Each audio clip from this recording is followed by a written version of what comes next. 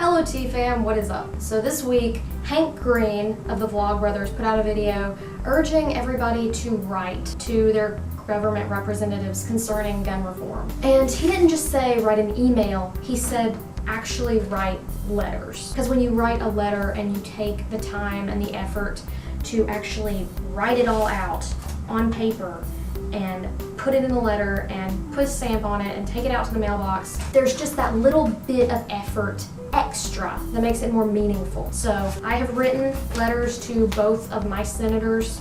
I urge you to do so as well. I'll be linking Hank Green's video down below so you can kind of watch that, because he explains what you need to do and what you kind of don't need to do when you're writing letters to government representatives. So with all that said, here's what I wrote to my senators regarding gun reform. I'm Kathleen Miner. I'm a 22-year-old college student. I'm a freelance artist and a writer, and I am currently working toward a bachelor's degree in English. I'm writing to you today concerning the gun reform that has yet to be passed in the Senate. More specifically, this gun reform. Number 1, ban the sale and transfer of assault rifles like the ones used in Aurora, San Bernardino, and the Orlando murders. Number 2, ban the sale of guns to individuals on the no-fly list. Number 3, increase background checks. I do not want a ban on all guns. That is just absolutely ridiculous. But something needs to be done. Machine guns were banned because everybody realized that they could mow down so many people. And now assault rifles are doing the same thing and no one's trying to stop it. And that just seems incredibly wrong to me. The first mass shooting that I remember seeing was Virginia Tech. And I remember seeing that and thinking how horrible it was. But I also remember thinking how isolated that incident must be. And I still felt safe where I was. Then that same year, there was another mass shooting in Omaha. Then 2 months later, there was another in DeKalb, Illinois. Then there was another in Binghamton, New York. And then another in Fort Hood. Then there was another in Huntsville, Alabama. And another in Manchester, Connecticut. And another and another and another and another. And at some point, I stopped being shocked. And then when I was 19 and I started college, all I could think was, will I be next? Will the next mass shooting be at my school? Will I be killed? Will my brother be killed? Will our parents be going to our funerals? Will the President of the United States be talking about us on national television? And then worse, will I have to go to my brother's funeral?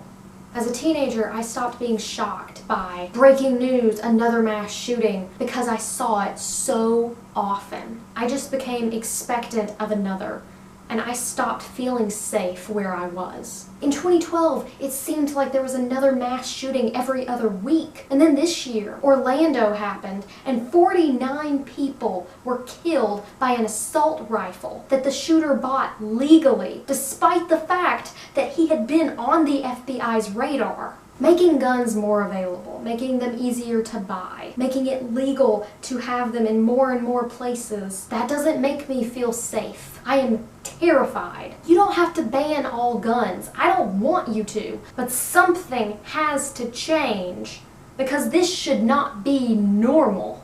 I shouldn't have to write this letter, and I shouldn't be crying as I write it, thinking of my brother dead and his name on the news under the headline, "Breaking News, Another Mass Shooting." The NRA is rallying for no gun reform at all, and the representatives in the Senate and the House who will gladly accept NRA money are rallying for no gun reform at all. But you do not represent the NRA. You represent me and the American people. The NRA is thinking of the profits that they will lose if they can't sell assault rifles to the masses. And I am thinking of the funerals that I will have to attend and the people that I will have to mourn if this legislation is not passed. The NRA should not get a say in this. The majority of the American people who support gun reform should be the voices that you listen to, because you are our representatives. You are my representatives. And I do not feel represented right now. By voting no on this reform, you are gambling on my life and my brother's life and my parents' life and your children's lives and your grandchildren's lives, and hoping that we will not be next. We shouldn't have to hope. We should be fighting with everything we've got against the laws that make our deaths more possible. I am fighting. I'm writing to you, but I can't change the laws. I can't vote on the legislation. You can, and I am urging you with all of my heart to vote yes on this legislation and fight for me and the countless other Americans who have to worry every day about watching their brothers or sisters or parents or children dying, who have to wonder, will I be next? No one should have to think that thought, especially here in the United States of America. So please vote yes on gun reform. You may lose the support of the NRA, but you will gain the support of tens of millions of Americans who don't want to see their friends' names, or their parents' names, or their children's names, or their sisters' names, or their brothers' names on the news next time. If you vote yes, there may not have to be a next time. And at the very least, it may not have to be as horrible as it was in Orlando. So that's the letter that I wrote to my senators. That's my opinion.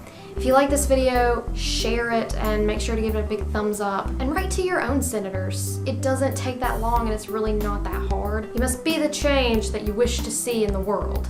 So, with all that said, this is Thought Train. You have just been derailed, and I'll see you next week. Bye.